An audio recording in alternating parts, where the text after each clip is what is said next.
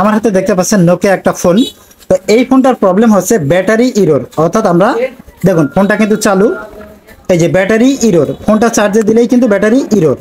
এই দেখুন ফোনটা কিন্তু আমি চালু রেখেছি, তো আমি ফোনটা চার্জে দিলেই কিন্তু আমার কি হবে, ব্যাটারিটা ইরোর দেখাবে। তো ব্যাটারিটা কেন ইরোর দেখায় সেই বিষয়টা আমি আপনাদের সাথে একটু শেয়ার করবো। এই যে দেখুন, তো সর্বপ্রথম আমার কাজটা হচ্ছে আমি এই সমস্ত নাটগুলোকে খুলে নেব। তো দেখুন ভিডিওটি লং হওয়ার সাথে সমস্ত নাটগুলোকে আমি খুলে নিয়েছি। তো খুলে নেওয়ার পরে আমি এখন এই সামনে যে ফ্রন্ট পার্টটা আছে এটাকে আমি সুন্দর করে সেপারেট করে নিব।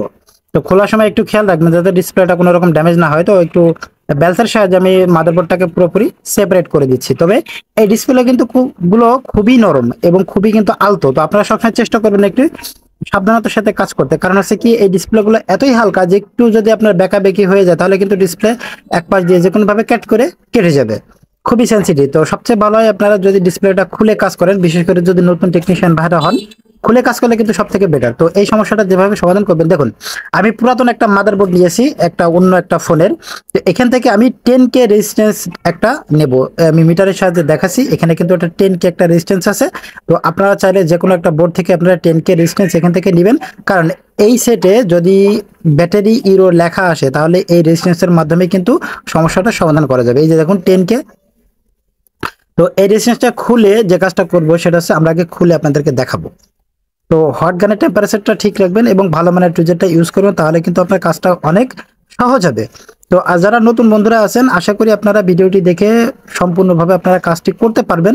আর যদি আমার ভিডিওটি ভালো লাগে অবশ্যই একটা লাইক করবেন এবং পেজটিতে একটা ফলো দিয়ে রাখবেন। তো দেখুন এই দেখুন ছোট্ট একটা রেজিস্ট্যান্স আমি কিন্তু খুলে নিয়েছি।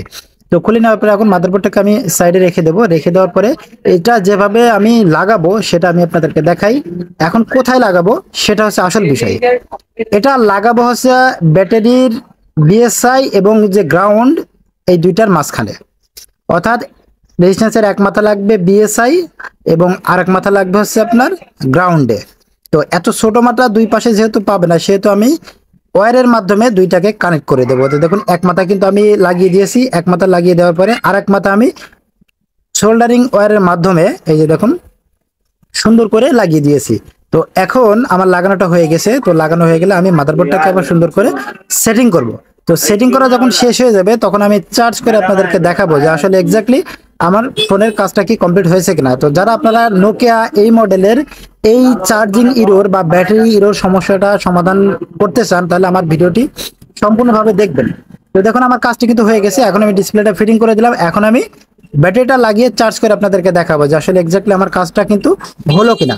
তো এই যে দেখুন আমি ব্যাটারিটা লাগানোর পরে চার্জিং পোর্ট কেবলটা ইনপুট করে দিয়েছি। এই যে দেখুন চার্জ হচ্ছে। এই যে দেখুন এখন কিন্তু আর ব্যাটারি ইরোরটা আসবে না। তো সবাইকে অসংখ্য অসংখ্য ধন্যবাদ। সবাই ভালো থাকবেন, সুস্থ থাকবেন। আসসালামু আলাইকুম।